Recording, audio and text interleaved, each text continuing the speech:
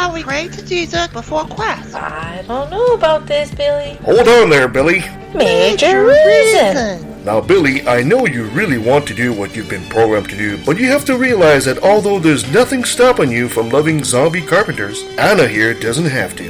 I had no idea. And it's respecting diversity and boundaries like that that make us a great nation. Now we know. No. And knowing is half the battle. Hi, this is Janice Selby, and I took a left at the Valley. I know we shouldn't have to scream that we're atheists. You know, we don't have non-astrologers and all that. But with the religious people taking over the world, I mean, we can either speak up or be pushed into a corner. I'm proud to be an atheist, a skeptic, a non-believer, an infidel, a heathen. I call it how I see it. I say it's ignorance and you just call it faith and unsubstantiated claims. That's something to be ashamed. I'm an atheist. Coming at you from beautiful BC, this is Left of the Valley 2.0. My name is Kevin, and a guy tried to sell me a coffin the other day. I told him that's the last thing I'll need. Joining me as usual is a team that want to start a sperm bank called Get a Load of This Guy. Oh, man. She's pretty good in bed. She hardly falls out anymore. Sabrina. Hey, I try. And his cocaine is so white, the cops let it go with a warning. Brent Lee. Guys, welcome back. Yeah, thanks for having us yet again. Hope you had a great week. Oh, yeah. As always. Fantastic. It was beautiful. Did you see all that sunshine? Yeah, I don't know what you had there in Florida, buddy, but we had a fantastic week of sunshine here. It was gorgeous. I didn't even we need a had sunshine. jacket. It was like, what, 20 degrees? It almost felt like the beginning of summer already. Yeah. I think we 20 saw a peak degrees. of 19, 20 degrees. Yeah, it was amazing. Celsius. Oh, God damn it. Okay. Yeah. We're going to have to figure this out. That's like I think it's 70. It's like freezing here.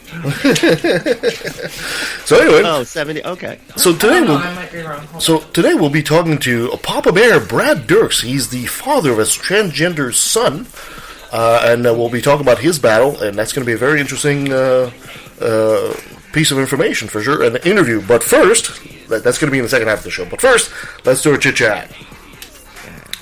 By the way, I'd like to remind our listeners that CORT, the Conference on Religious Trauma, 2021 is actually happening from May 11th to 16th.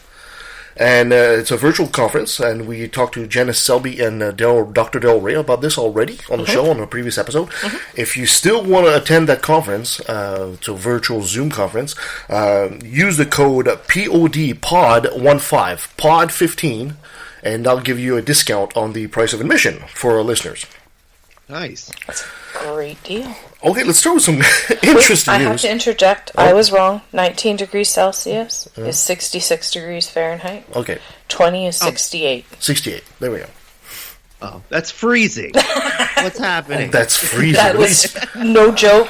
Tank tops and shorts weather here. Well, yeah. It yeah. gets below He even got a 90, sunburn. you start putting on sweaters. I turned on the air conditioning at 17. Yeah. I'd be so lost. with That would be thermostat 63 there. degrees. Anyways, let's keep going. Sorry. Anyway, Slight diversion.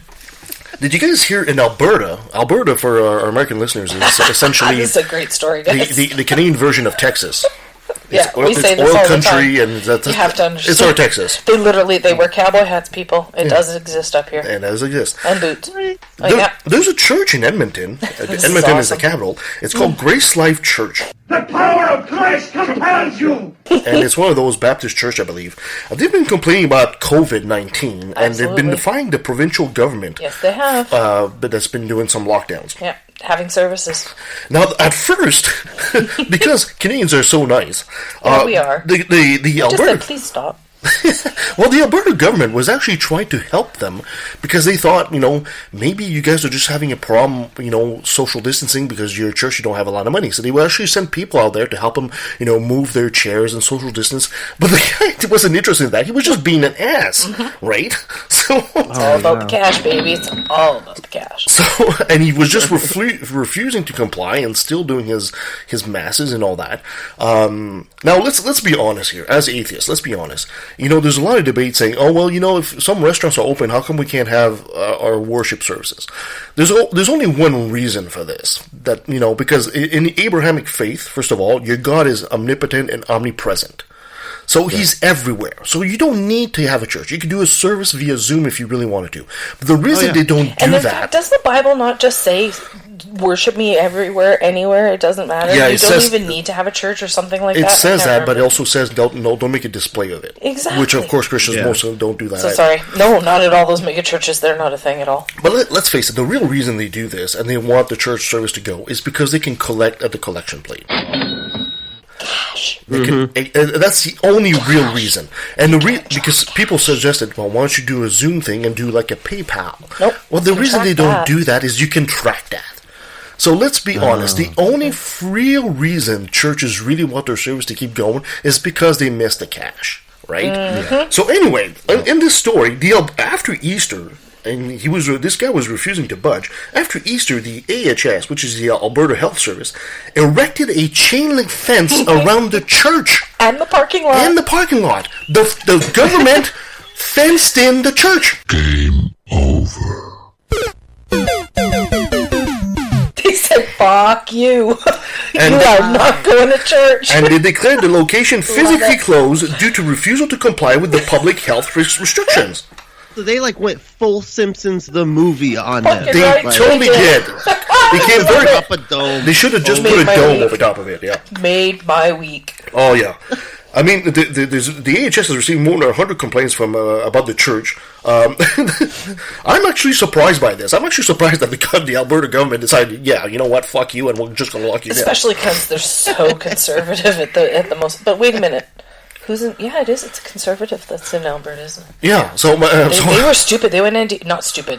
They said they were stupid and they went NDP for a few years there. Well, so sorry, what did you say? Can we get a moat around it too? Yeah, right. Let's get a moat and then the best gators. Yes, the best gators. That'd be fantastic. It survived 3 seconds. So, of course, the pro-church protesters came out. And, of course, being the great Christians and lovers of peace that they are, what they decided to do, they decided to take their rage on a piece of, on a building that was essentially across the street. And really? I don't know this. Yeah, and it belonged to the Enoch Cree Nation. It's the First Nations. They had nothing to do with this. No, not at all. But the protesters went there and decided to tear down fences and shit like that. What? Yeah. Wow. Apparently, some of the protesters actually felt remorse and helped rebuild them afterwards. I'm told. I can't verify this. Fucking who? But it's like it wouldn't have happened if they didn't do it in the first place. The Enoch Cree Nation basically said, okay, what the hell? What the hell are you guys doing? So I'm really surprised by this, but at the same time, I'm very hopeful that if conservative Texas-like Alberta here in Canada can actually put a fence around a church, maybe we can get our shit together. You mean? There is hope for the world. There is hope for the world. I don't know, because yesterday, hope for Canada. I'm not going to name. Yesterday I'm not going to name who, but there was a protest in Ontario, Sudbury, Ontario. Mm-hmm. And it was streamed live by a business that's there in Ontario who are openly defying the close orders there. For our American listeners, Ontario is a province that's essentially above the Great Lakes, above Michigan, above Illinois, around there. And it's actually one of the largest provinces, isn't it? Aside from Quebec, second largest. It's the second largest. And so they're quite arrogant too, by the way. they really think they're the center of Canada. They kind of are, but anyway. They have a stay-at-home order, I think. It's quite severe in Ontario, and this business is openly defying it, and they went and protested peacefully, quote-unquote, outside of their city hall, I think it was, yesterday, and they were all non-masked. Oh, really? They were all in close contact with each other, and the police were standing there handing out tickets because they were defying a stay-at-home order. It's a public health order, you stupid fucking idiots. Yeah. Go home. This is a page that up until yesterday I was following, and I commented on their live, and I said, I can feel your pain as a small business owner, but I can't support this, and I unfollowed the page. You have an online presence, a significant online presence. So you should be pushing your business online. What they're doing is absolutely scalable to be on the internet. Yeah. So I'm furious with people like that because they're causing our cases to be what they are. It's, it's the big lesson we're going to get out of COVID, If we just shut up and actually do it quickly at first and bite down the pill fast. We just don't get it. It's not going to drag so long. Yeah. It's been dragging for way too long already. I'm sick of it. In other news, do you guys know the big statue of Jesus in Rio? Yes. Rio de Janeiro? Yeah. It's pretty famous statue. Pretty famous, yeah. Isn't it like one of the 7 wonders of the world or some stupid thing? No, it's not. Okay, well, I think they were lobbying nothing for wondrous it. about it. Anyway, keep going. Well, for Christians, nothing says "I believe" like a bigger statue of Jesus. And the Friends of the Christ Association decided to build a second. Well, they didn't build the first one, but anyway, they're building a second big Jesus statue, this time in Brazil. This one is going to be 43 meters, or for American friend, 141 feet tall. It's actually going to be... How tall is the other one? The other one is 16 feet tall, smaller. So Okay. this one's going to be 16 feet taller than the one we already know about. A few meters. Okay. Also, there's a 249-foot statue in Mexico, apparently, of Jesus, and apparently they're building a 172-foot statue in Poland as well. Oh my god, why? They're like, if I can see me from space, they'll know that I believe. It's like you already got one. You can make other statues and all these other designs you can do. This is one of the things that angers me the most about Christianity. This is a bit like, remember, was it last year or 2 years ago when Notre Dame burned down? There was a fire in Notre Dame. It was recently. Within 24 hours, they had $1 billion. Yeah. Are you fucking kidding me? Of all the stuff that happens on the planet, of all the people suffering, this is wasted money. Yeah. Of all the things you can waste money on is the worst. Absolutely. Wow. So anyway, the sculptor is called Genicio Kinoma Mura. And apparently, the statue should be finished by the end of 2021. So right now, basically, you have the head, and it's going to be the same pose, the two outstretched arms of Jesus there, like the one we know. So they have mounted the head and the two arms, and you basically got a frame, and they've got that done already. Yeah, he's like right in the middle of doing jumping jacks, sort of. That's exactly it. Caught him right there. Arms out, yeah. See, that would almost be worth it, because at least getting a little calisthenics in there. Stay fit. That's a good message. Yeah. That statue of Jesus is more one of those that says, "Come at me, bro," and I frankly don't want to. Did you guys hear that Raul Castro is stepping down? No. Yeah. Wow. He's the brother of Fidel Castro. That's right. Fidel Castro ruled Cuba from 1959 to 2008. Yep. And his brother took over. Yeah, exactly. And his brother Raul is 89. Says he's going to hand over the Cuban Communist Party to a quote younger generation. And he favors a 60-year-old younger generation. Of course. 60-year-old Miguel Diaz-Canel. So it's not a Castro. It's not a Castro. Wow. So the Castro era is essentially coming to an end. That, I never thought I would hear that. Yeah, it's interesting. Wow. Did Fidel Castro, I don't know much about him. Did he have children? I'm assuming so. I don't know. I frankly don't know. Yeah. He didn't like him. I said that stupid conspiracy theory that our Prime Minister Justin Trudeau is apparently the bastard love child of... Really? I haven't heard that. You've never heard that? No, I'm not really a conspiracy person in the last 10, 15 years. He's not the... Okay, sure. Yeah, there is a stupid conspiracy theory that Justin Trudeau and his mother apparently had... Justin Trudeau is extremely French-Canadian looking, I just have to say. What is that supposed to mean? What's French-Canadian looking? Like, the darker olive skin. I don't have dark olive skin. He looks like you, Kevin. He looks just like you. No. I'm not going to get into it. We'll talk about it later. That dark, supposed olive skin you're talking about is apparently one of the things the conspiracy theorists point to, because apparently he looks like a young Fidel Castro. That screams like European to me, like Spain, like Italy, like Latino. I guess so, right? I don't know. Whatever. I mean, let's face it. Most conspiracies are based off of. But look at this picture. Look how right? Exactly. Yeah, I guess so. That's absolutely correct. Yeah. And let's end this on a good, positive note. About 100 years ago, a beach resort had a black owner called Wilma and Charles Bruce. This is in California. California at the time forced them to sell the beach resort they had. They had a hot dog and lemonade stand there in 1912, and they expanded it into a resort. In 1920, the Ku Klux Klan harassed them with the help of the local authorities. This is Manhattan Beach. Wait, they took a hot dog cart and turned it into a resort? Well, eventually. That's they started with a hot dog stand. Can we talk about that for a second? How many people can start with a hot dog stand and end up with a hotel? Like, that is into the middle. Hello. They started with a hot dog stand and a lemonade stand, and then they developed it into a restaurant, and eventually they made a hotel. That's just fucking amazing. That's entrepreneur, right? That's the American dream. They did that in their own lives. Yes. So how many white people can say they did that? Just saying. So anyway, at the time, the Manhattan Beach Council seized the property under eminent domain and paid them $14,000. At the time, it was actually worth $70,000. Of course, it was. And they decided to seize that and decided they were going to build a park. The funny thing is, they didn't build a park till 1957. So many decades later. So the descendants of Charles and Wilma have been fighting this ever since. Good. And the city has decided to give it back to them. Good. Oh, wow. That's amazing. They decided to basically, we made a mistake. And there was a horrible form of injustice. And to give back the property, which is beachfront property in California, back to the descendants of Charles and Wilma. And that is, it's a very, very positive story because it gives a lot of hope. And the descendants are saying essentially that, yes, the system can be corrected. And yes, justice can happen. If they say sorry. Yeah. I don't know, I know up here, I think it was Justin Trudeau who issued the apology, right? For? To the Indigenous people. Yeah, that was one of them, yeah.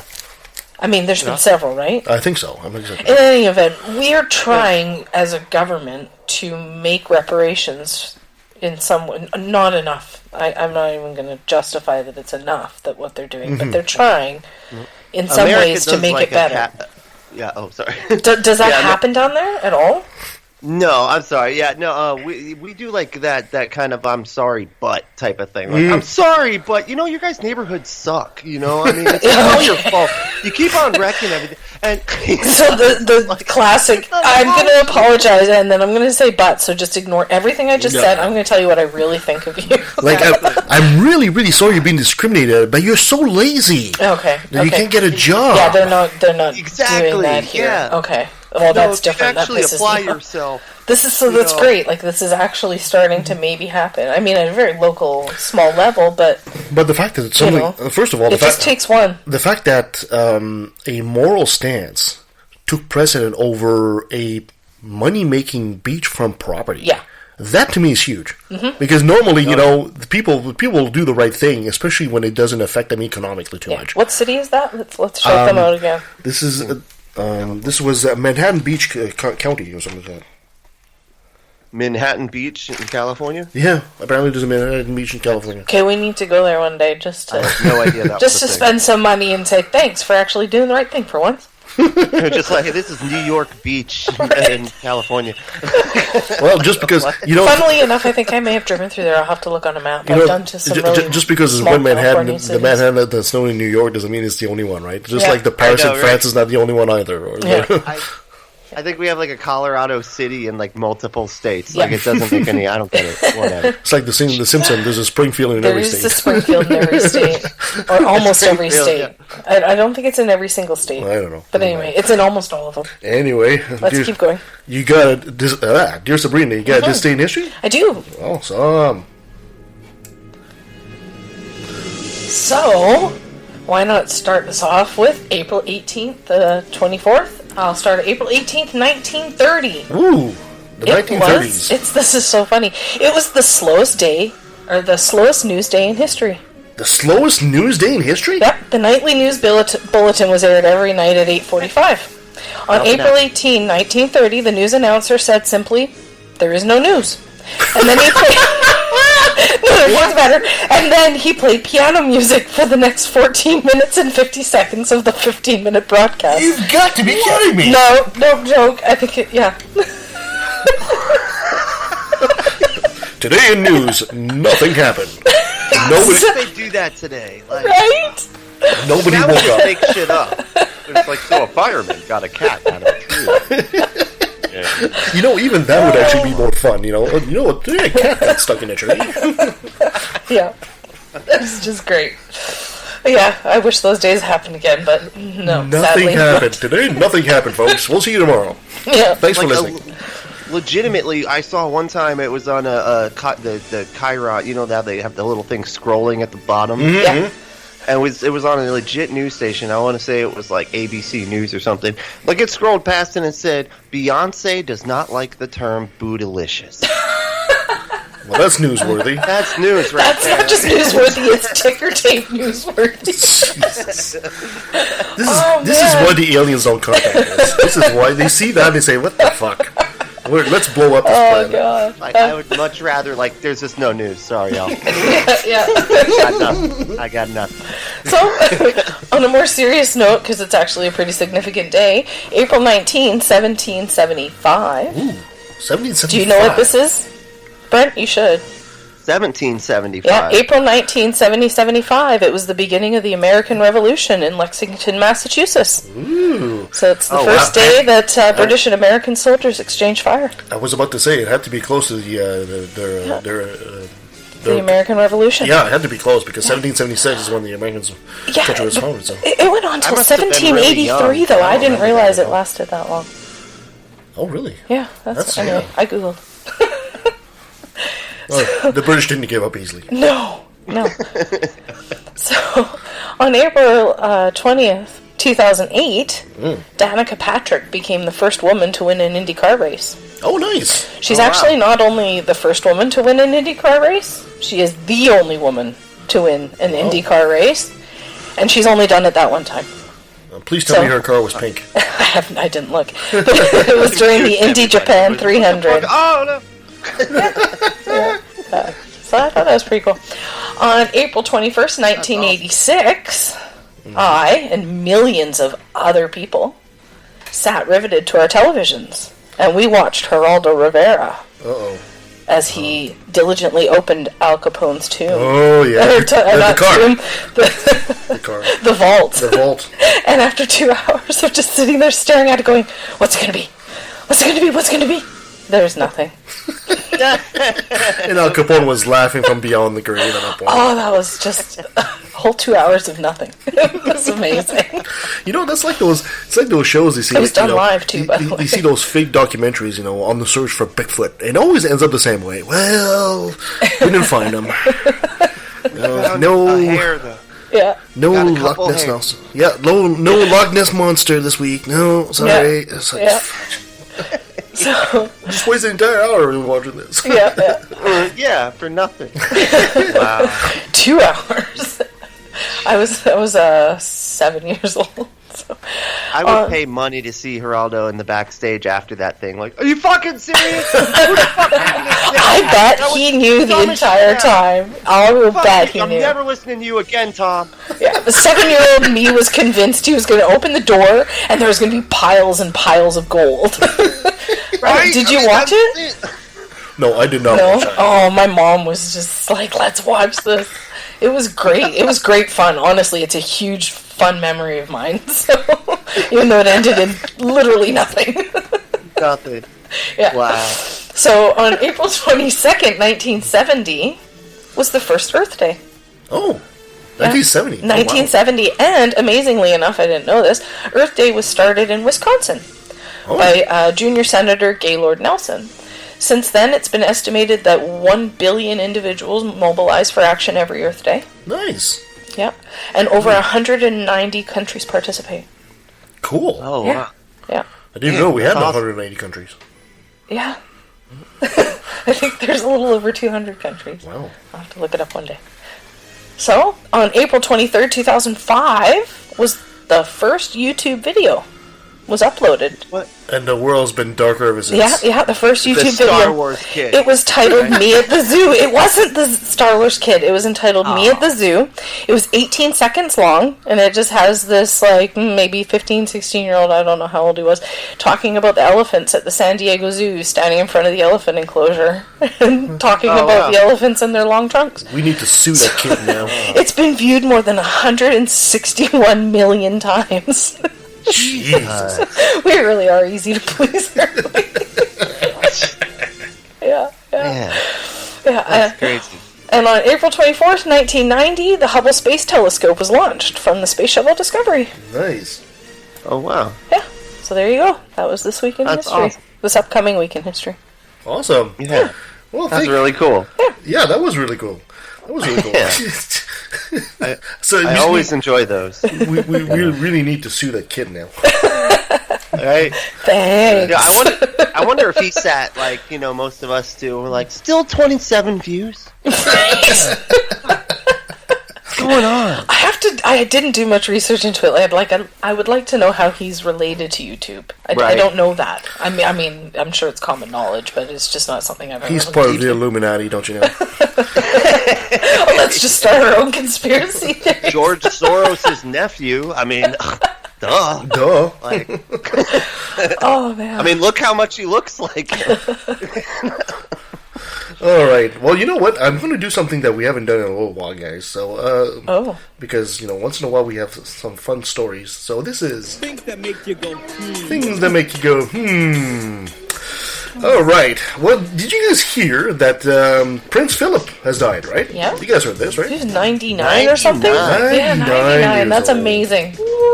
My great grandma lived to be 100. I thought that was pretty So cool, too. he, for those who've been living on the moon, he's the husband to Elizabeth II, the reigning monarch of the And how old is she? British. 175.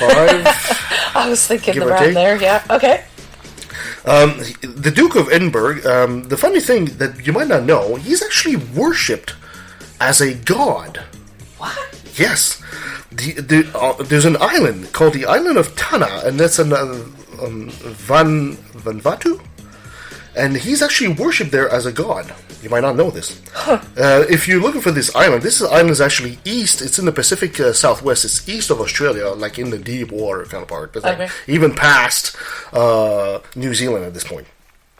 So, Okay, yeah. Philip has been worshipped there as a god for decades.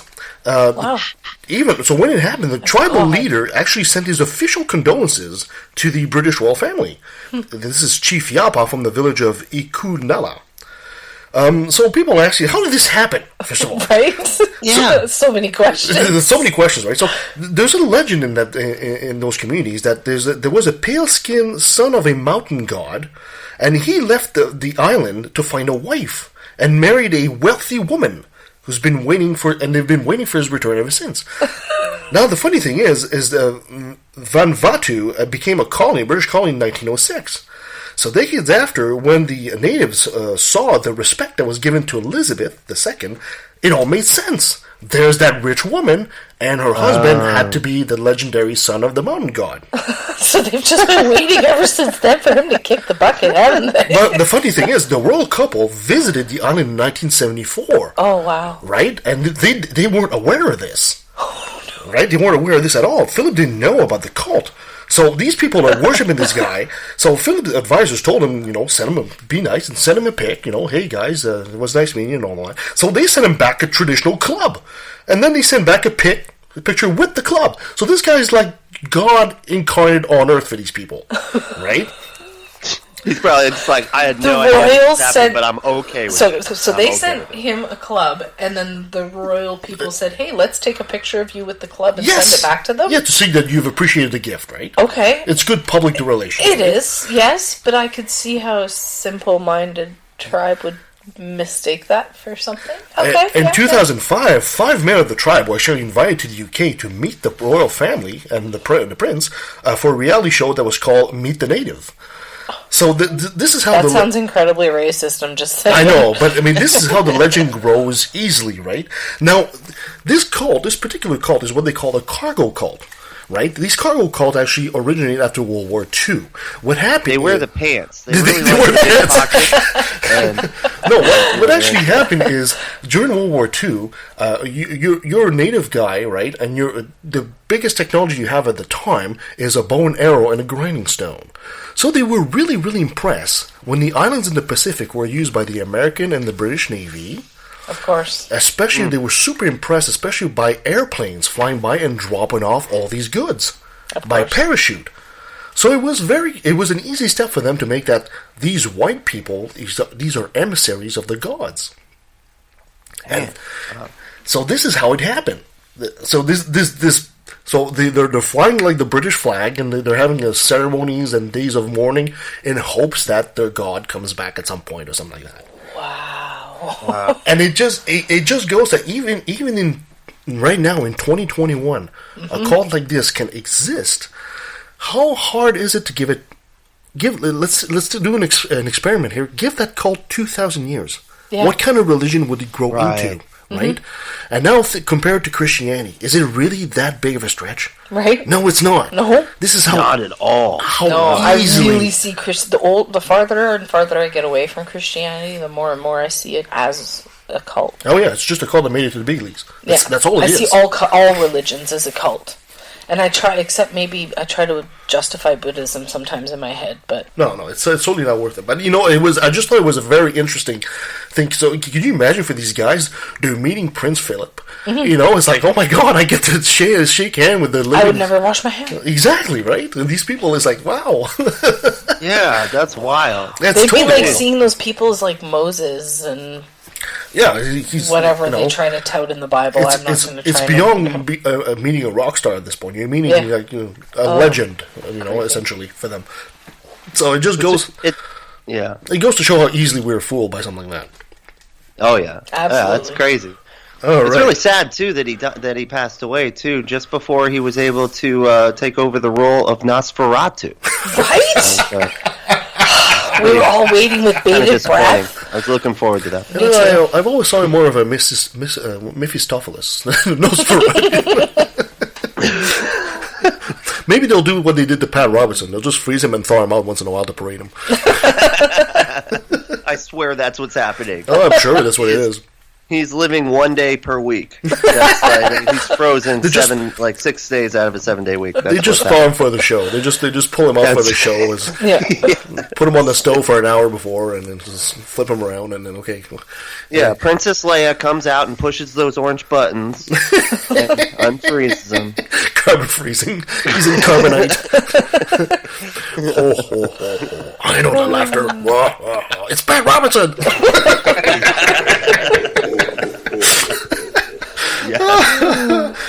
Moving on. Brent, my friend, you got another brilliant moment for us? I do. This one is fun. They're all fun. Actually, it's quite funny. Actually, so the Mike Lindell is this. Oh God! Hold on! I gotta get a pillow for this. I gotta get comfortable. Yeah, grab me one too. Yeah, Mike Lindell is fucking... I mean, he's just like the used car salesman of the GOP at this point. He's not even a good used car salesman. No, he's not. No, he trips over his words like... And he does, it's like he's the king of late infomercials, like late night infomercials. Like, where they just go on for 2 hours. He's not even slick. He's worse than those kids at the Apple Genius bar. He's not even smooth. It's like, God.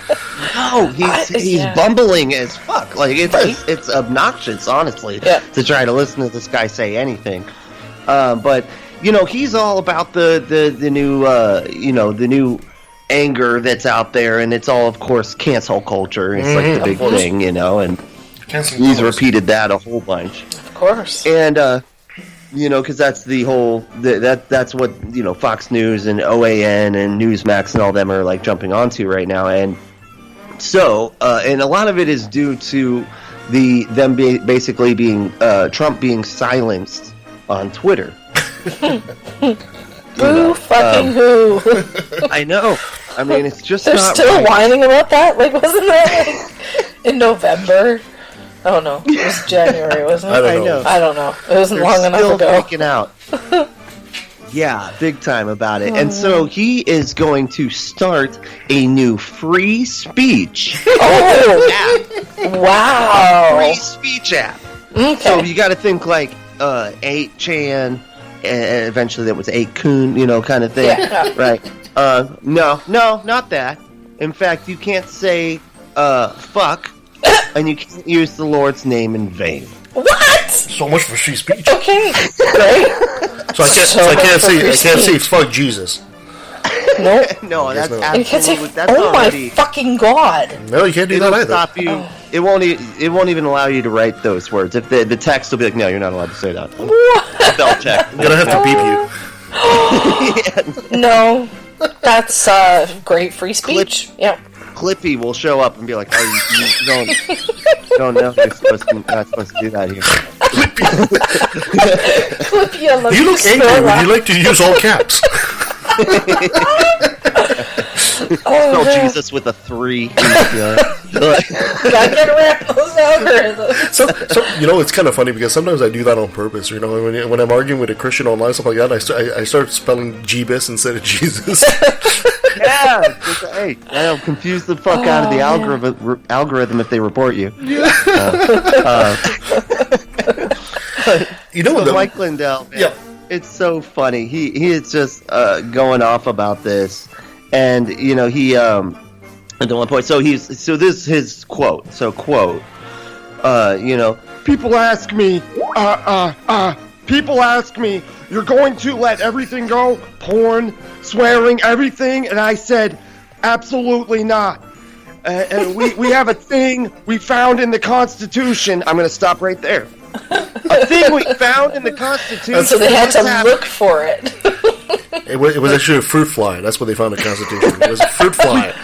We took lemon juice and a blow dryer to the back of the Constitution. We found it secretly written in invisible ink. And then we found these special 3D glasses by Benjamin Franklin.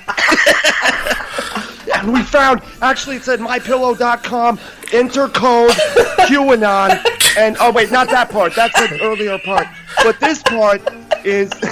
And all my pillows, if you reverse the pillow inside, has a secret code to decoding the Constitution. That proves Pizzagate. Not finding anything in the Constitution. We already had it. What are you talking about? Oh, man. We almost need to start conspiracies just for the fun of it, actually, because it's so fucking hilarious. Oh, they'll believe us. I swear they will. Yeah.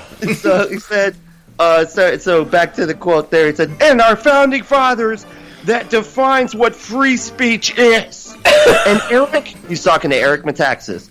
Eric, get this. This Judeo-Christian Christian platform we're going to have here, they go by biblical principles. You get the Supreme Court, you have the 10 Commandments there. So in other words, you're not going to have porn up there. You're not going to have these sites that contain material that go against our Constitution. Go against what our founding fathers put in there. That's Amendment 5, I think. There shall have no porn in the Constitution. I'm pretty sure. Oh man, I'm crying. He said, you're not going to be able to swear. There will be 4 words for sure you can't say. You can't say the C word, which I'm pretty sure is Christ. the Constitution. Christ. The N-word, the F-word. The F-word? What's the F-word? You can't use Flagellum. God's name in vain. End quote. The funny thing is if the Founding Fathers were here today, they would smother Mike with his own pillow at this point. Yes, they would actually just, fuck you, shut up, you moron. I would pay big money to see Ben Franklin just smother Mike Lindell with a pillow. Make that into a play, Broadway. I would love to see that. That's my pillow now, bitch. That's my pillow now, bitch.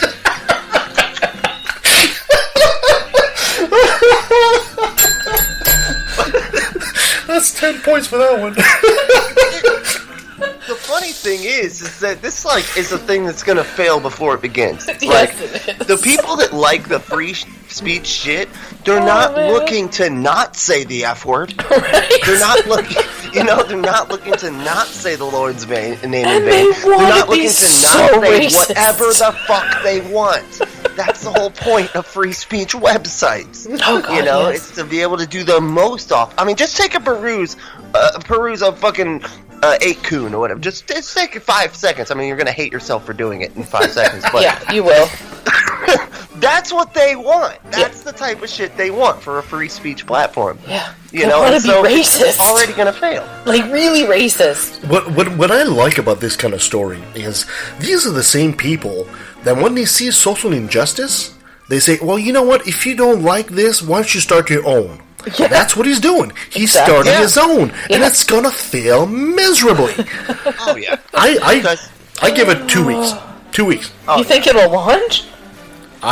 He was supposed to. Technically, it's already launched. Is it? Frank? Yeah, it's which called is fucking Frank Talk or weird. something. Yeah, Frank Speak or something. Like Oh God!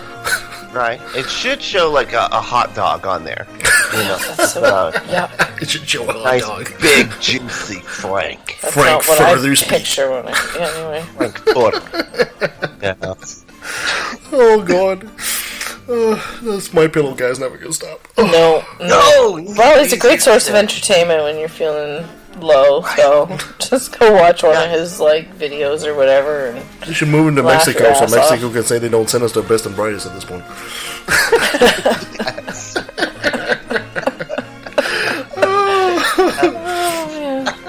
All right, so thank you for that, Brent. So let's take a quick break, and when we come back, we'll be talking to Brad Dirks about, he calls himself Papa Bear, and his battle to defend his transgender son. So, I'm excited for this one. yeah, this could be a very interesting trip. So stay with us. If your skepticism is socially conscious and doesn't take itself too seriously, you might like life, the universe, and everything else.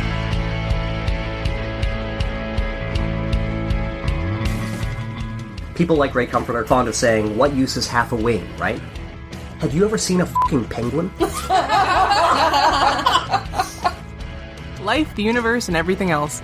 Available on iTunes, Stitcher, Google Play, and pretty much anywhere else. I don't know, Zune? Is that still a thing?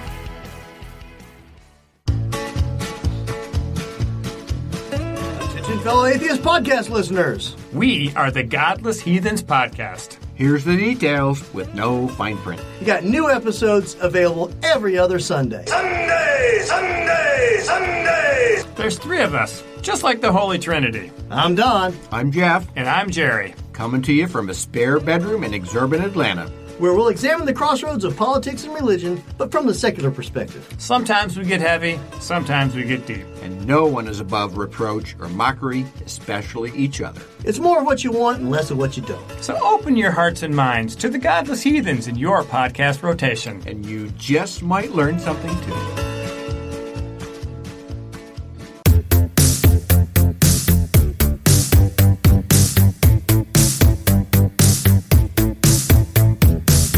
And we have to realize that we are in a situation where people are flying planes into our buildings because they think God wrote their book and that they're going to get to paradise by dying in the right circumstances. And it seems to me a point of really exquisite obviousness that the response to this situation cannot be, sorry guys, God wrote our book and you're going to hell.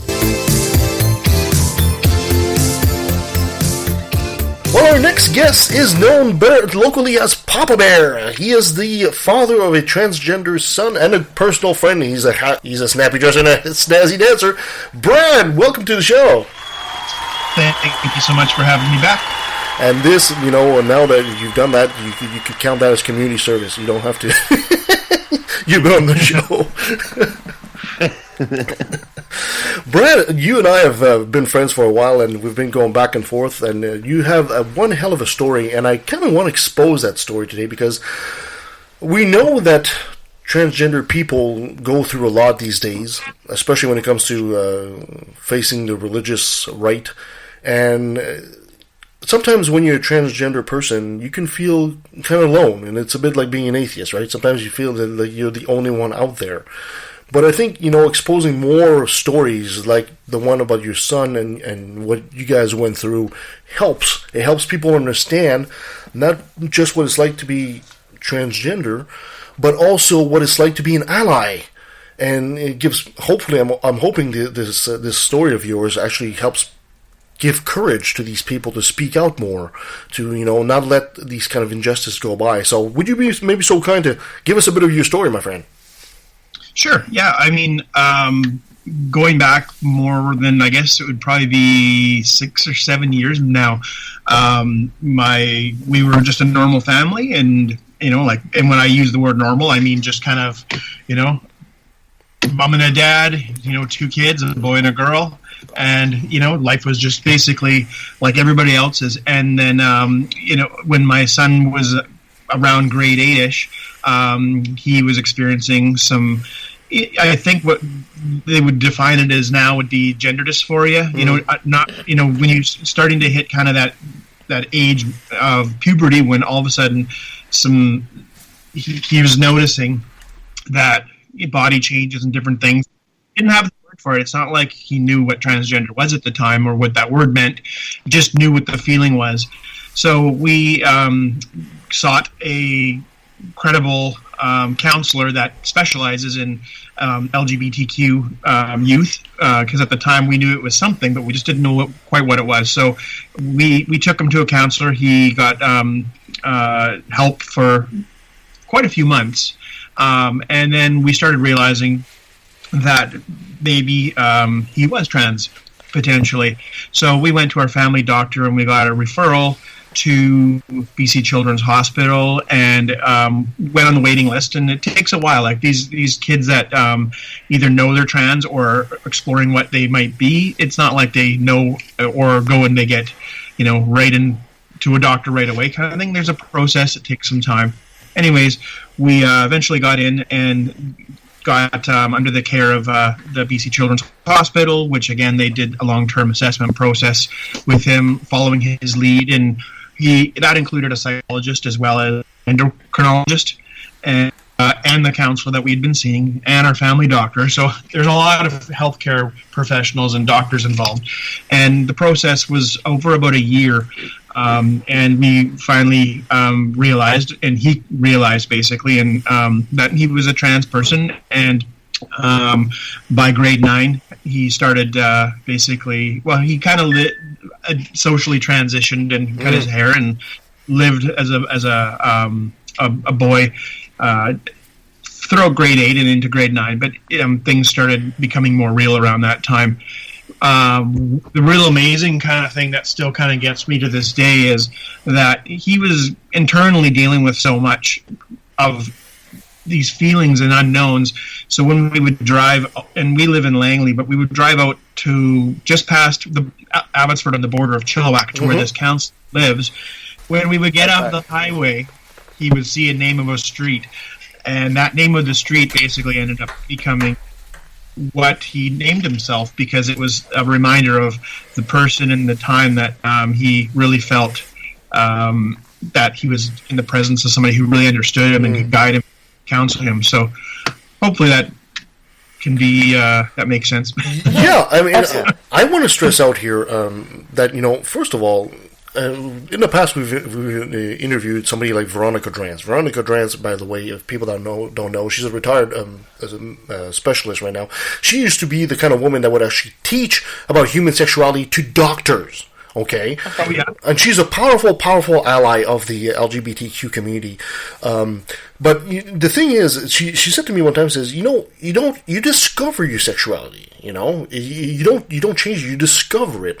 And when you're a child and you're getting into that age where puberty is hitting you and you're discovering all these new feelings, it's confusing at best at times. So when your identity on top of that doesn't really match with the physiology exposes or you're exposed to, I can only imagine what poor Brad's son had to go through. It had to be incredibly confusing. So to find some people that would actually listen and take the time, that's gold to them. That is absolute gold. Yeah. Yeah, and again, his mother and me supported him and unconditionally loved him. We just connected him with the supports that were better trained to be what he needed in his life at that time. So, far too often, historically, parents, especially parents that might have a faith or a religion that prevents them from supporting their children. A lot of parents and guardians and families reject their kids when they come out to them. And I mean, when I was in high school, back in the 80s and early 90s, I don't really remember knowing anybody who was gay or lesbian or trans, because we lived at a time, I think then, and prior to that even, where a lot of the students and even probably the teachers and school staff kind of lived in the so-called closet because it wasn't really a safe place physically or emotionally to come out. So I'm really happy that we're living in a time and we're living in a country where we're making our environments, both in schools and workplaces and communities, more inclusive, so that we can shatter this notion of a closet that these people need to be in. Until it's safe to come out, it should just be safe to come out whenever they know and whenever their journey leads. So that was the nice thing about my son's experience, is that he attended a school, where it was very safe and inclusive for him to be himself. And every single student, friend, teacher, and school staff immediately supported him and was there for him. He didn't have a single hiccup in all the years of his high school life. And he's since moved on and is in second-year university now. So, again, he's lucky because he has the supports built into our laws and into our institutions here that allow him to be himself without the threat of, being targeted, which isn't the same in the United States. If you've been following what's happening in a lot of states right now, it's very scary. I've got some friends who live in those states that are really going through some troubling times because of their politicians. Oh, yeah, it totally is. And, we need to point out that maybe some of our American friends and listeners should really look up to what's happening in Canada. I mean, we legalized gay weddings like a long time ago, and we have laws protecting the transgender people and all that stuff. And you know what? The heavens didn't fall down. The apocalypse didn't happen. Dogs are not marrying cats. Nope. And all this stupid nonsense that just pours out of everywhere. It is so ridiculous. But we have a lot more happy people. Yes, and that's what really matters. I see it respected not just in front of the people when they're there. I also see it respected when they're not there and being discussed, as in parent-teacher interviews with parents of transgender children, and that's an amazing thing. Yeah. I mean, it's not. I don't take it for granted because I know that the law, which is Bill C-16 in Canada, that gives my son equal rights, isn't necessarily a law that isn't under threat all the time. There is a very loud, aggressive, obnoxious minority of people who are continually fighting against that bill. And they use disinformation and fear-mongering, spread lies in order to turn an average person or an average voter against such law by basically, villainizing trans people or suggesting that law allows medical professionals to medically transition children, which is absolutely not true in Canada or anywhere. Not. The World WPATH is the World Professional Association for Transgender Health, and it's a governing body that basically writes the standard of care for trans kids and youth and teens worldwide. So all the children's hospitals, all the psychologists, medical professionals, through any westernized modern society in the world, all follow that exact same thing. So it isn't like city to city or province to province or your state. We all professionals follow that care, and they all share in that body of knowledge and evidence-based science to know what best ways to support trans kids throughout their journey and as they get older. And there is no such thing as a medical procedure or a medical transition on children, and that I think is the primary bit of misinformation and lies that they spread in order to make people afraid of a law that basically just allows trans people to be equal. They can't be because they're trans, or they can't be excluded from renting an apartment, or they can't be denied access to college or university, where before those things weren't on the book, so they could be. I mean, there's so much bad. I mean, horrible propaganda. I mean, if you listen to these people out there, they would let you say that, oh well, you know what, Judy can come in Friday and get an operation Saturday and call herself a boy by Sunday, and they'll just give her all the drugs she wants, and it's not true. There's it doesn't happen that way. Nothing about this is true at all. I mean, just the fact that your son had to go for a whole year of going through like psychologists and counseling and just to be listened to figure out, what's going on with him, just debunks everything these people are saying. Yeah. Yeah. There's a rumor that was started by, a notorious father who rejected his trans son. He's the one currently in custody serving 6 months in prison. He's a model to the community. I actually know his kid and his ex-wife, and I've had interactions with him personally as well over the last 3+ years. The sad thing is that he has shared that his son was at a 15-minute doctor's appointment and then was immediately offered hormone therapy at the age of 14. And that kind of information has been devastating to trans families with parents with kids, because the backlash that came from that inaccurate statement has been really, really hard to constantly combat, because it's totally not true. His actual son, in fact, went through the exact same long-term process and assessment that my kid did, with almost the same doctors and teams, because we both live in the same area. And after the very, very long process that this father had nothing to do with, because he didn't really accept his kid and the mother did, during the very last appointment, yes, that last appointment is probably about 15 minutes long, when he was offered various options, which are personal and confidential, as everybody's medical choices are. He shared that with his father, and his father, clearly blew a gasket over it. But in Canada, all people the age of 14 and older are allowed to, as long as they're deemed emotionally and psychologically fit, can make their own medical choices, even if their parents don't agree. So this isn't just a trans person who's 14. This is every child. If you were in a certain religion whose parents didn't want you to have a blood transfusion because you needed one, as a 14 and older, you can override your parents' wishes on things like that, or treatments for cancer, or treatments for anything.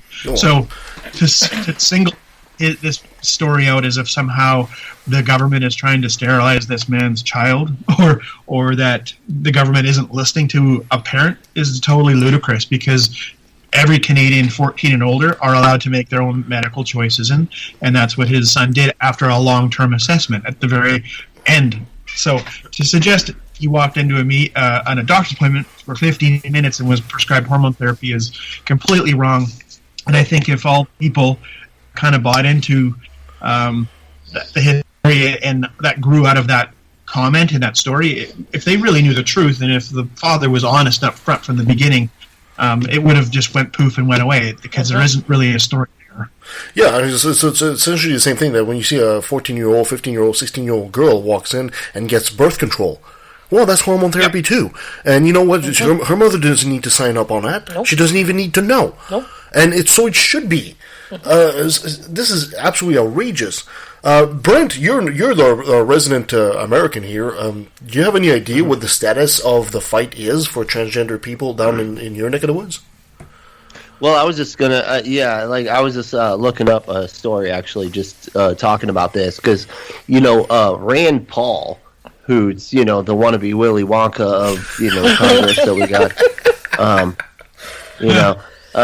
he actually berated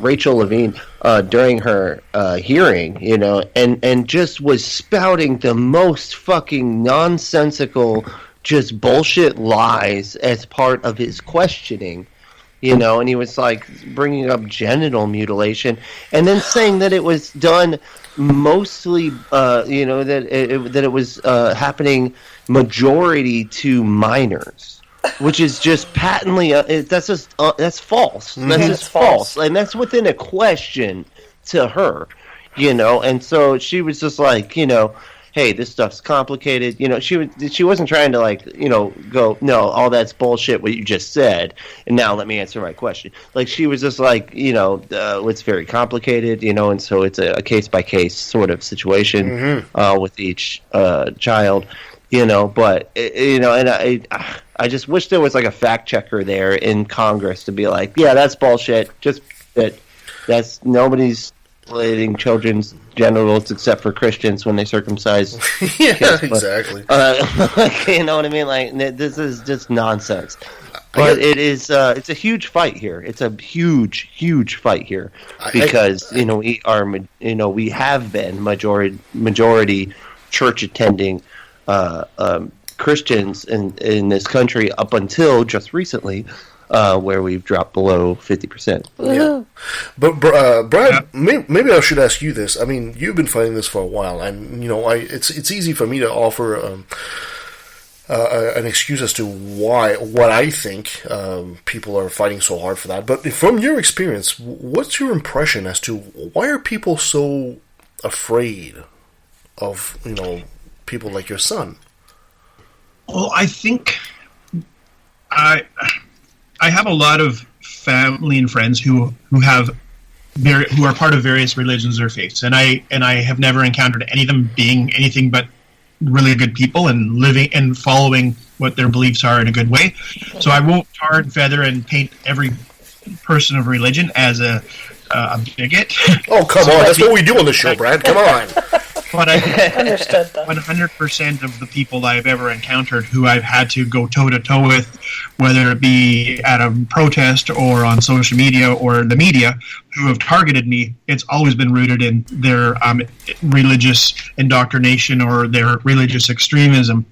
Because some of those religions, obviously, continue to be... a lot of them in the evangelical style kind of so-called Christian religion really think being gay or trans is a sin, and they don't want rainbow crosswalks, they don't want rainbow flags, they don't want anything to do with LGBTQ people being taught in school or being even mentioned in schools. They would rather them just be kind of erased from anybody's consciousness or anything. And it's rooted there, but there's so few of them that they have to create false stories.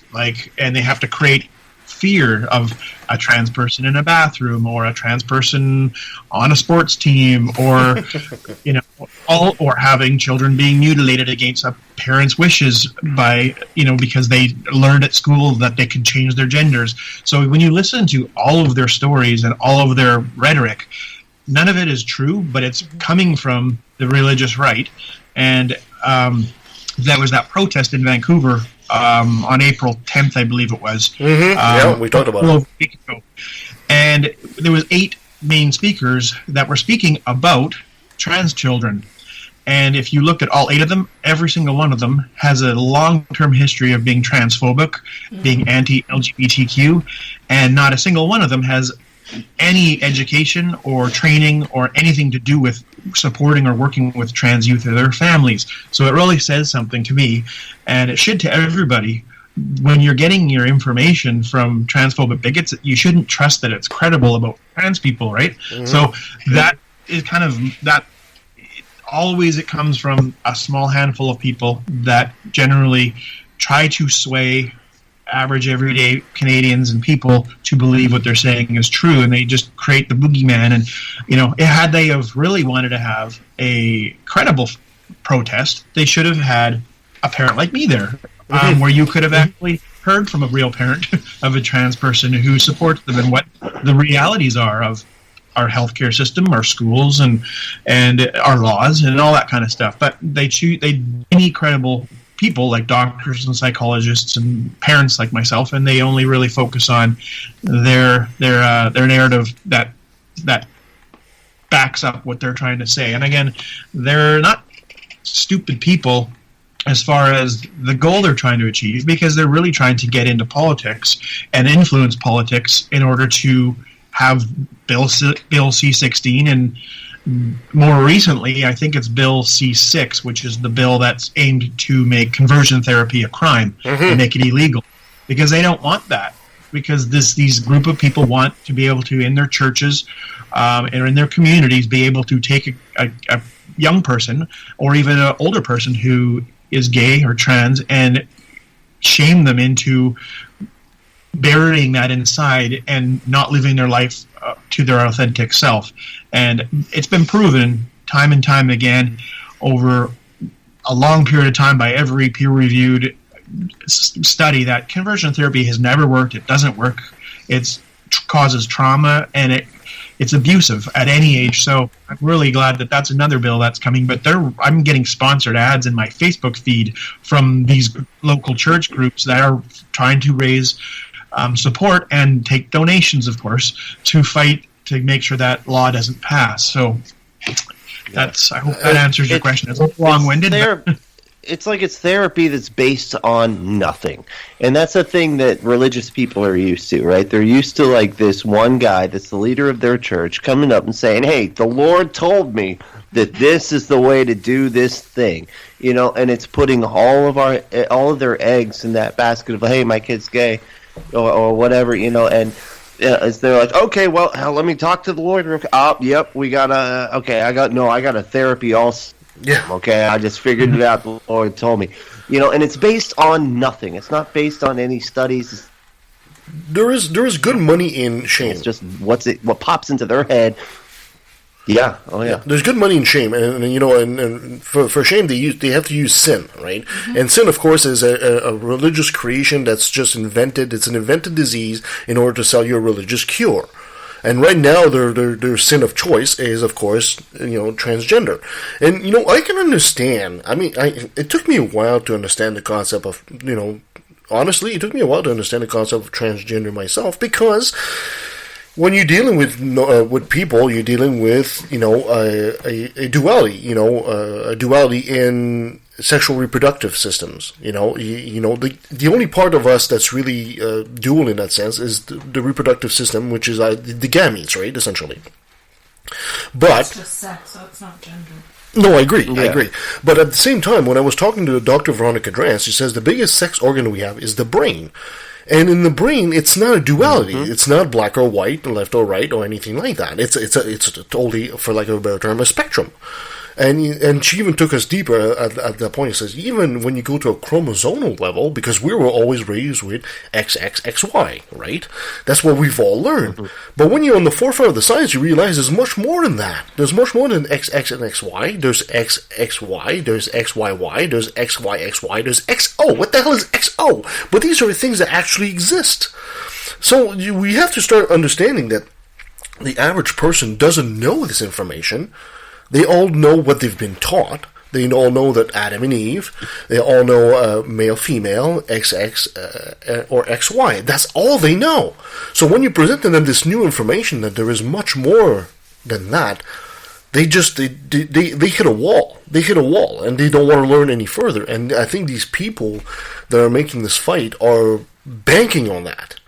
They're banking on this idea that, people don't want to learn, they don't want to dive any deeper than they already have.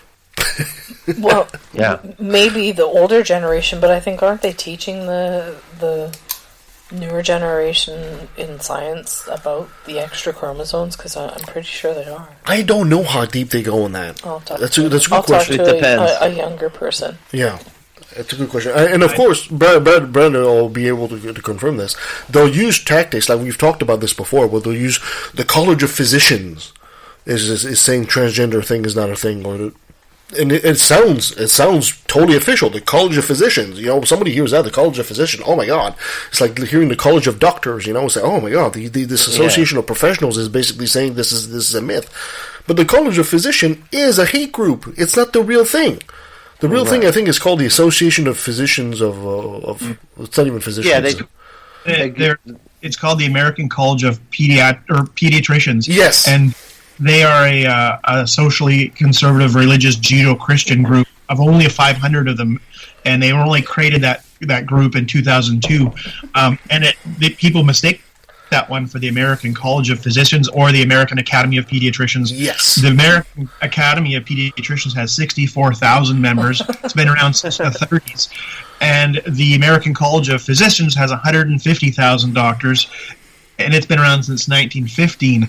And both of those associations totally support trans youth and WPATH and the standards of care for trans people. It's only that American College of Pediatricians with their 500 members that don't, and they're not a real medical association. They're not accredited at all. Those are things that get quoted by these groups and these individuals and as if that somehow this is a legitimate group with some kind of authority over this, which they don't. Yeah, this is exactly what I was facing, because I remember, I don't know if you remember a few years ago, Brad, I kind of went and spied for you there at one of those protests in Langley, and he said, let me know how this is going on. And I was talking to one of these organizers, and this is exactly what she used on me. She says, the College of Pediatricians. I said, well, hold on a second, the College of Pediatrician. And I whipped out my phone and Googled the College of Pediatrician, and he comes out, of course, right now it's a hate group, and then she just changed the subject right there, to go somewhere else. But these are tactics to use, and most people are just listening, saying, "Oh my God, the College of Pediatricians, sounds important, right?" It's the pregnancy center tactic. Yeah, you put the pregnancy center across the street from the abortion clinic, and somebody's going to go into the wrong fucking place. You know what I mean? Because it's odd number or whatever. But they go in there and then they just they don't do abortions. They're just there to shame you into not doing them. And so it's a bait and switch kind of tactic there. Yeah, and most of those 500 doctors, give or take, whatever the membership is now, that form that group, they've all been expelled from the other groups for malpractice or for that was my next question. Their oath to serve patients properly. So some of them were endocrinologists that refused to treat trans people, and they lost their accreditation, or they were just doctors not willing to take on a trans patient and advocate against them. And again, they had to kind of create their own group in order to have a group, because the credible, legitimate ones wanted nothing to do with them. Yeah, right. Because the whole thing is do no harm. Yeah. Do no harm. And if you understand consequentialism, if you understand that you will not treat this person, you're going to treat them like they should be the gender that they don't identify as, that leads to harm. Right. This isn't difficult. I don't know why, whatever. It's just frustrating. It's frustrating. It is. It's very frustrating that they can't seem to realize that people like Brad's son is a human being. And these same people are saying this child's been influenced to make a choice, or he's just trying to be popular, or the in thing, or it's no, nobody does that. There are some, but I think that gets found out when they start going through the process. But this is also in the same vein of people that say, you choose to be gay or something like that. So when did you choose to be straight? You don't choose something like that. It's just who you are. And these people can't seem to understand that. I heard a good point that one of you just said, that to be really clear for your listeners, that the assessment process that is in place, that again combines your family doctor, a psychologist, and the team of professionals at the Children's Hospital. They're not there to assess you and make you trans. They're there to see if you actually are trans, or if there's another underlying issue, or maybe some psychological or emotional thing that you've dealt with, and maybe you thought, or you were confused. There's lots of different reasons that somebody might explore that and maybe come out the other end of the assessment process that's not who they are. They might realize it themselves, or maybe the doctor or the psychologist will say, we're going to see you again in 6 months and see how things are going, but they're not going to necessarily assess all the people that go through that process as a trans person at the end, even if the people that are going through it think that they are. That's the purpose. I know that the psychologists have really, really intensive, thorough process of questions through many, many appointments, and they're looking for consistency, insistency, and persistency. And I know that because I've looked at all a lot of the questions and the process that it goes through, and they throw questions and scenarios at these young people in so many different ways, trying to make sure that they're not necessarily trying to trip them up, but just making sure that these people know who they are and that they're answering the questions, that there's no other underlying reason that they might think the way they think. And everybody's different, but I mean, for my son, he came through very, very clear of who he was, and that who he said he was what there was no disputing that. And on the day that he was told that he had options and choices he could pursue, it was like Christmas Day to him, right, when he could his gender marker on his license and his passport and change his name legally. Because, when he's going by his name in school and in life, it's not really his legal name. Nope. So the school can't legally change it. They can just kind of make a note that to call him this and stuff. So there's slip-ups with substitute teachers and different things because they're looking at the class name list and it's there as his legal name, right, versus the name that the teacher would call him. So once it was legal and we were able to pursue all that, that is such a gift to so many of these young people and their families. I mean, I'm part of a couple Facebook private groups that are just made up of parents of trans kids in Canada. When a parent shares that today's the big day, where their kid gets to change their name, or they can go into the Services Canada office to request a gender change on a driver's license or something, these kids are transformed and so happy. And it's so beautiful to see hundreds and hundreds of parents that I've got to know indirectly through these groups that are just amazing parents that support their kids, and their kids are amazing. And then, but we're not really out there organizing protests and making ourselves public like that father I was talking about did. And therefore, we're kind of all underground and kind of living our lives normally. So I don't think the average citizen really knows the truth about what it's like to be a family like ours, and how kind of normal we all are. It's not what most people seem to think, because it's the haters that seem to kind of fill that vacuum of information with their misinformation. So it's critical that I think people are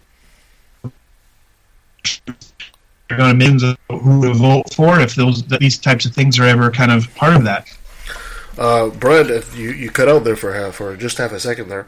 Okay. You said critical, and then we lost you. I think it's critical that anybody who is of voting age, that's going to vote for a school board, for instance, or vote for your city council or a MLA provincially, or even an MP federally, to get to know the candidates and the parties, to know if these parties are going to use their platform and their power to turn back the rights of marginalized groups of Canadians. And it could be a person with disabilities, it could be First Nations, it could be a trans person, a person of color, it could be any group of people, basically, that have historically fought really hard to get to where they are, where they have equality. And yet most politicians from these parties that turn back the clock are generally old white men who want to somehow take away the rights of people that aren't like them. And I don't know why they do it. I believe it's because they know that they can get votes from these kind of right-wing kind of groups that vote that way. But yeah, for an average person, I guess, going to the polls, I would want them to learn a little bit about what other, like for me, I never thought once when I used to vote when I was younger about social issues necessarily, because I was a straight white cisgender man. I'd never experienced racism or discrimination or anybody targeting me. I was totally oblivious to it, right? I was totally ignorant. So I voted on things like what party is going to support my small business or me financially, or like what party's best for me. And I've really done a 180, and I try to vote at all levels of government for parties or individuals who really aren't going to stick their nose in people's personal lives and take rights away from people. So I hope people kind of open their mind and expand their way they think about politicians and politics in that kind of way.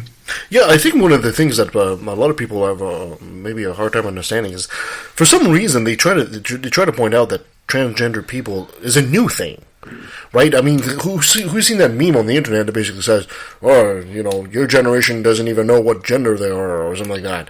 It's and they try to make it look like this is a new fad, but this has been going on since the dawn of mankind.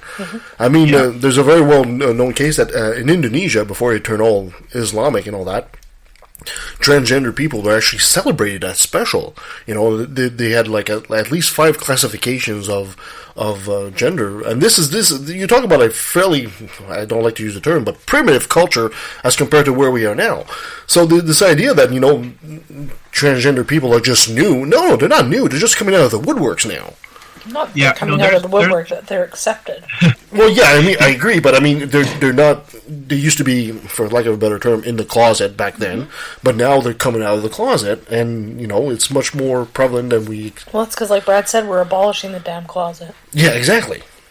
Yeah. I mean, there's evidence of trans people in every religion, every culture. As far back as we have records of humans. It's not a new thing. It's just in the 20th century and in this century, we've both started acknowledging and making safe places, both for employment and renting places and job and schools, and our healthcare system is finally catching up. That we see it more, and a lot of trans people are not afraid to be seen now, which is an amazing thing. Brent, you wanted to add on something? Yeah, no, I was just saying, like, because that is, like, a big talking point. Like, oh, this is just all new, it's all new. And it's like, no, dude, like, this has been going on forever. There, the Stonewall riots was a big part of, like, our culture, and trans folks were, like, a big part of that. Culture, and the balls. There was like a ball that would go on, and it's eluding me. But there was a HBO. I want to say it was HBO documentary about the different balls, and they were the ones that put those on to do the the drag. They were kind of like drag balls, you know what I mean? But like it was started by trans folks, and like that was forever ago. You know what I mean? That was so long ago. Don't know that the Pride celebrations that we enjoy in Vancouver and in all the major cities in North America, Pride was actually started by trans people of color back during Stonewall, and that is really the roots of it. And that is, I didn't even learn that until a couple of years ago myself, and trying to learn more about the history that we finally have kind of more access to. So yeah, it's I think that another thing that I hear people talking about, which kind of touches on what we were just saying about we see more trans people, and is it a fad and whatnot? No, and I think that some of the naysayers will say, well, if you just let them grow up, most of them grow out of their gender dysphoria, or most of them grow up and have regrets. Those types of talking points, and those are actually untrue as well. Those who suffer from gender dysphoria that grow out of their gender dysphoria were never classified as a trans person to begin with, because their gender dysphoria went away, and they didn't reach the point of their assessment or their journey where they realized that they were a trans person. Not all trans people have gender dysphoria, and not all people with gender dysphoria are trans. They're totally different things, right? And if you look at actual underneath the hood of the studies of regret or people who detransitioned in the past, 99% of the time, people are still trans. They just were rejected by their coworkers or their friends and family, and it was easy to live their life with their former gender, so they detransitioned or they reversed whatever changes they went through to live unauthentically to please everybody else. Not because they changed their mind necessarily. And you know what? Some people do change their mind, or some people's journey do lead in a way like that, and that's okay too. Every single person is different, but how we look at the facts and how we look at the data of people who grow out of gender dysphoria or detransition, when you look at the reasons behind it, that's key, because it all kind of boils down to being supported and accepted or being rejected. And I think that's important for people to totally understand that. And things like, if I can touch on one more thing, I'll often hear people say, well, trans people are just have mental problems, or they have anxiety, depression, and they're suicidal because they're trans. And it's like, actually, no. No. And the facts are that they're depressed and have anxiety and might think of suicide because of rejection and how society treats them. And when you have, and all the current studies show that when a trans kid or a teen is supported by their parents or their families and their friends and, you know, their social circle in general, their anxiety, depression, and suicide levels drop to the exact same as their cisgender peers. So you can, once you eliminate them being the target of so many people and they just get treated like normal people, they are normal people. Well, yeah, that's exactly it. I mean, anybody would be fucking anxious if you had a group of idiots out there protesting to stop you from using the goddamn bathroom. I mean, come on. Yeah. Just to stop you from being who you are. Exactly. I mean, that's just the most frustrating part. I'd grow anxious too if I was there. I was like, jeez. Right. I mean, and it's you know, it's the same. It's the age-old problem of them, of people acting as if they understand the experience of the people they are criticizing more than the people that they are talking about. Like saying, "No, I get what you think, okay, but look, okay, you're stupid. Here's why." You know, that's like what they're doing, and it's really frustrating because it's like, dude, you're not that person. You don't know what they're experiencing. Quit acting like you fucking understand it, because you don't. Yeah, exactly. Brian, I gotta ask you. You've been on the forefront on the fight of this for a while, and I'm sure you got lots of supporters, but have you yourself also, hopefully not, been the target of some of these assholes, for lack of a better term? Have you suffered personally as well? Yeah, I did. And that's kind of what I touched on in the very beginning, where I haven't been quite as public as I used to be. Mm-hmm. There's two reasons for that. And one of them is I used to say yes to, like I said, every news reporter or radio host, and I used to, because I thought sharing my story was important. I've spoken from my perspective as a parent, but what I realized from some people in the trans community is that when I go on a show or I take an interview that might be on TV, even though I'm speaking as a parent, I'm still taking space where a trans person could actually speak for themselves or for their community. And it never occurred to me when I was doing that I was actually taking space away from the actual trans people. So when I learned that and I reflected on that, I really took a big step back. So when I continued to get, whenever there'd be an issue regarding the trans community or trans kids, I would get a call or an email from a reporter, and I would say, you know what, I would prefer that you contact this person or that person. I had names and contact information of actual trans people willing to speak to the media. So I started just allowing trans people to speak for themselves and for their community themselves. So that's why I don't really do a lot of media stuff anymore. Okay. Respect that, and I didn't really think of it at the time.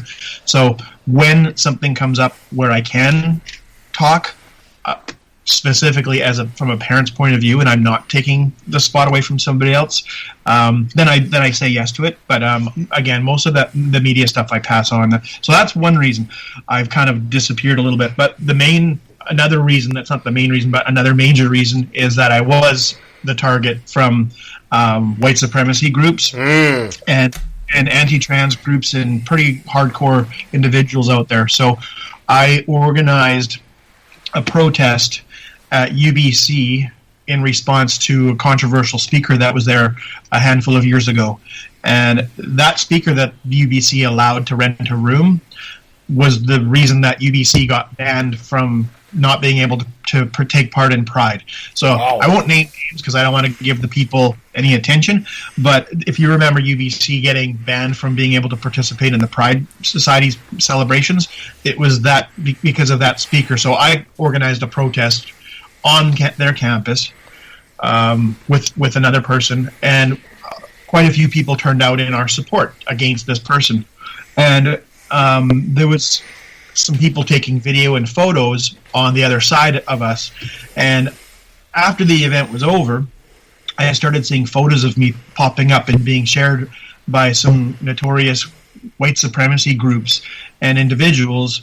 and they were photoshopping me in pictures of me like with rioters and calling me an Antifa thug. And you gotta be fucking kind of scary. And then I realized when I started seeing pictures of my mom and my dad and my siblings being shared, and people were asking for what their names were and where they lived.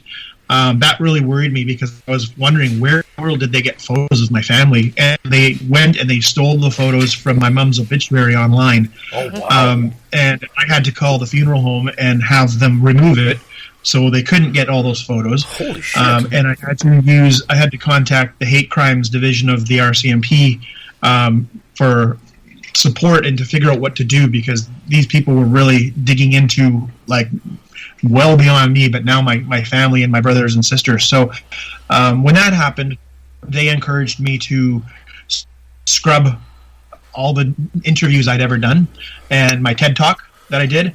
So I had to contact the TEDx organization and have them remove my talk because it exposed my kids' photos. And all the journalists and media that I'd ever kind of done stories on that were online with my kids' names or photos, they all had to be taken down or blurred out. And that came as a result of that. And that father that's in custody right now, he was part of all that too. I can say that much.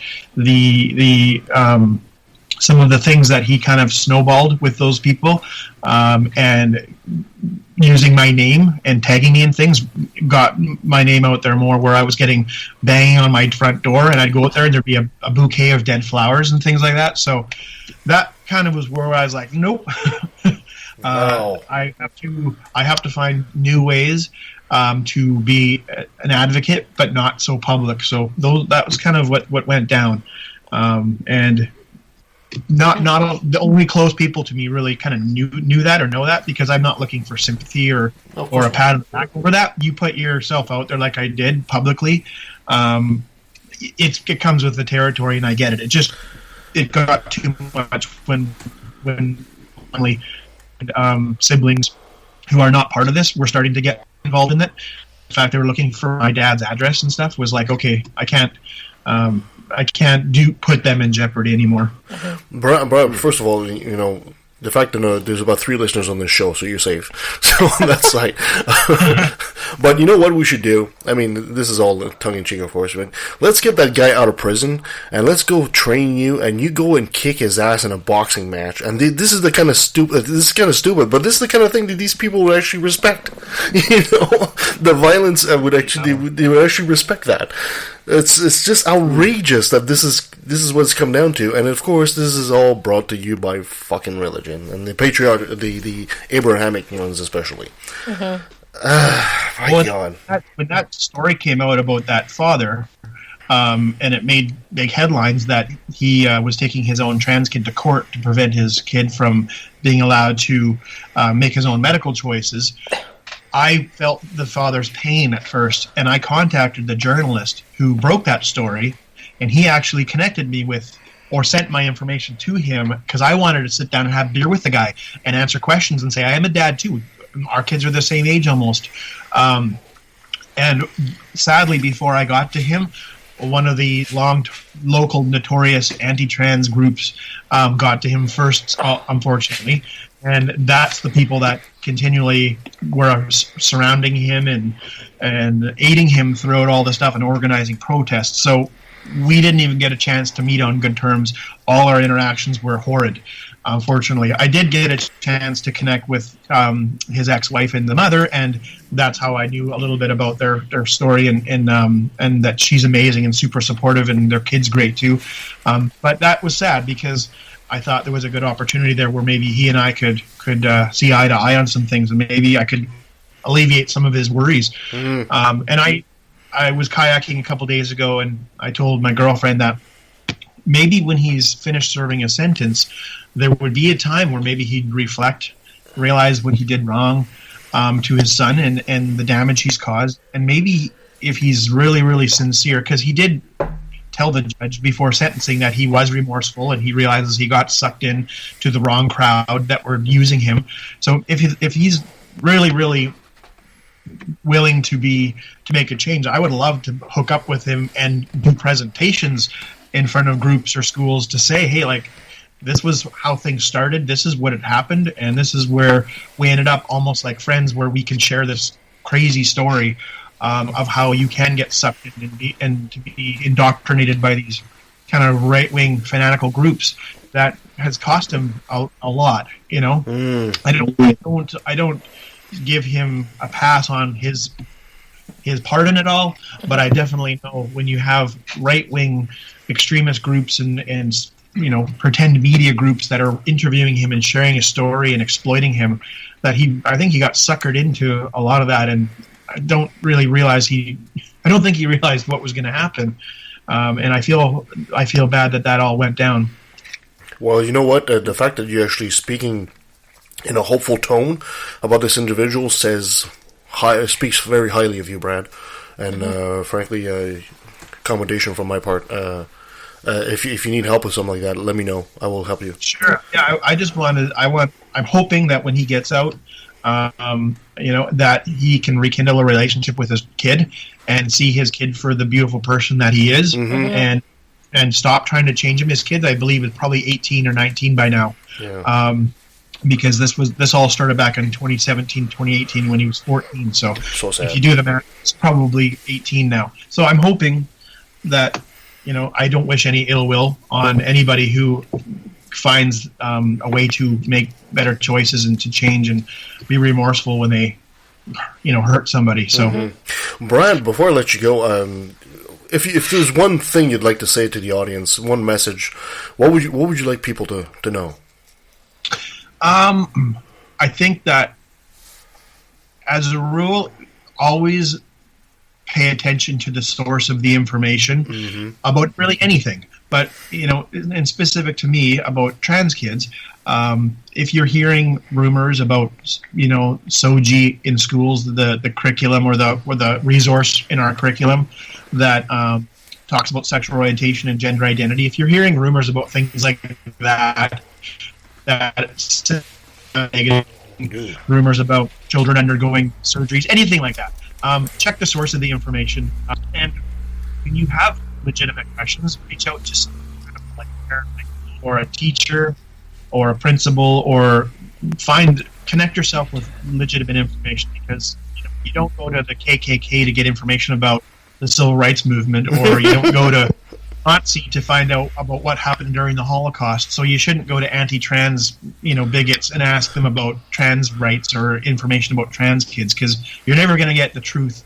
And so that's kind of what I would like people to think. Just check your sources, check the information, and I think that would serve us all well.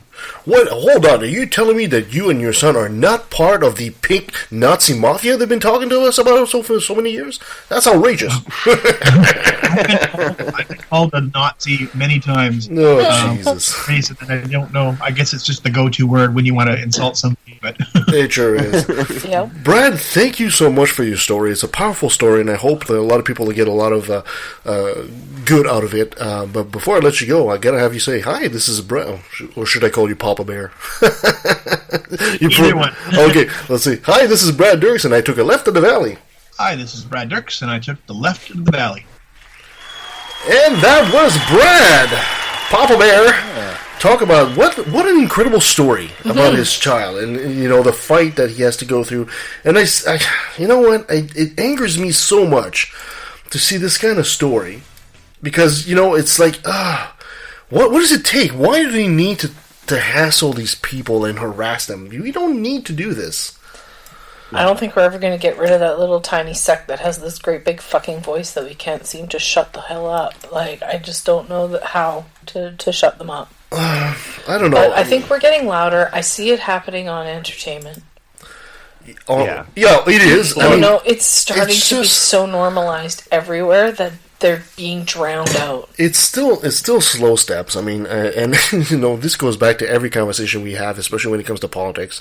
You know, I've always said, you know, conservatism is just a big fucking anchor we're dragging behind us on the path to progress. They're really loud and they're kicking and screaming, and it's hard. But it's the harm they do in the meantime. They're dying. Yeah, exactly.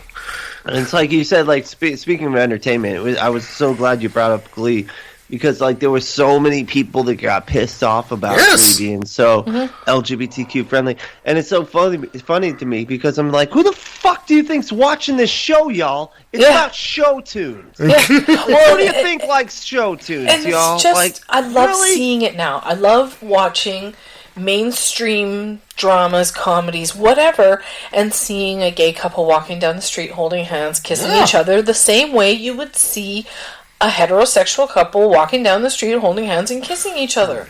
And that it's completely normal. Or to see people who are trans on the show, and the only reason that you know they're trans is because for some reason it's been worked into the storyline so that you know it. But other than that, they're just a normal part of the cast, and it's like that's who they are, and that's very important. And I think with that continuing, we'll see the world changing, hopefully. Yes, and you know, I hate to say it, but I can't wait for this stupid religion to die, because it's been nothing but getting there. Come on now, less than the majority in the States. I don't know what it is in Canada. I should look it up. Yeah, it's such a pain in the ass. Yeah. Hopefully in my lifetime we'll see it finally fucking die. I don't think it'll be our lifetime, but soon. Well, you know, I choose to be positive. Okay. Well, thank you so much for Brent for being our guest today, and thank you so much to my co-hosts Sabrina and Brent for being on the show with me today, and thank you for listening. You can follow us at leftofthevalley.ca, which is still under construction, but I'll get it done. You can follow us on Facebook, on Twitter, at LATV Podcast. You can send us an email at leftatvalley@outlook.com. You can also help us on Patreon, patreon.com/LATV, like the Right to Reason podcast, and of course, Patreon sucks donkey balls, which helps support the show. I love him. And give us a 5-star review wherever you find us. It helps us and helps others find the show. Anything coming up next? What do we got coming up? We got you tell me. Neil, the 604 Atheist, coming down. We'll also have Joel, local boy. Joel Backen, who's the constitutional professor, talk about the Corporation 2. And we'll also haven't queued that up yet. Let's go and queue that up. The documentary. And we'll also have Adam talk about health, fitness, and nutrition and all that kind of stuff. And I guess some more stuff I'm working on, and see if that pops up soon. I'll let you guys know. I'm working on getting Ethan Michael. Too, from he's from the he works with the ACA. He does the Ethan and Jenna show. Nice. Jenna Belt does from the ACA. So yeah, I'm working on getting him. Fantastic. So that should be really cool. He's a sweet guy. I really like him a lot.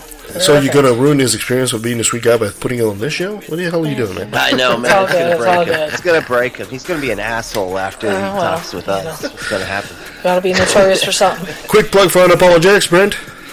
I hear you're back. Spelled with an X. Yeah, definitely check that out. I also do a YouTube channel that's very just me turning on a camera and talking, called The Happy Debating Atheist, and you should check that out too. Fantastic. It's a lot of fun. Excellent. Thank you so much, guys. Until next time. Have a great week. I'm an atheist.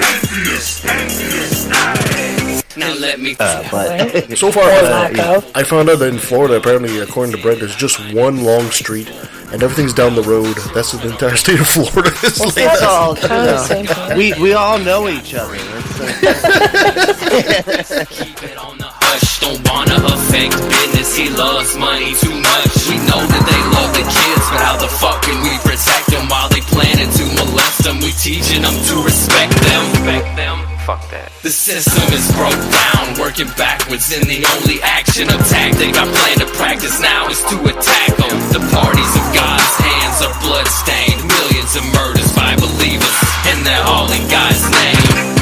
And let me take a sec, don't mean to sound so hateful, but I swear to God, pun intended, I find it disgraceful that many atheists are told to be quiet. You're not alone, speak your mind, time to let it be known.